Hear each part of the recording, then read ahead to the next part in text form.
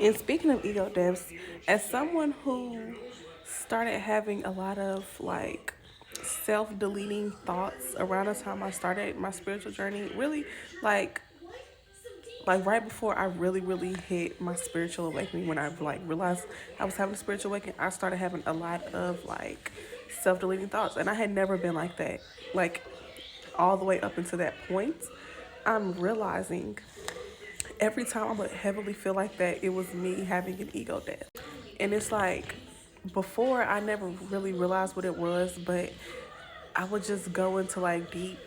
introspection about like just my entire life and things that I felt like was going wrong, and times that I felt like, I betrayed myself, or any type of thing that I felt like changed my life in a negative way. It would just be like I would be so heavily focused on that. And then what I'm realizing now is like if I would have actually taken the time to sit with myself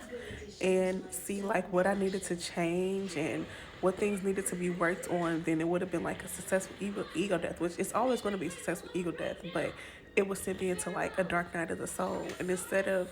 going into a dark night of the soul, you can just go into an actual ego death and let your ego die.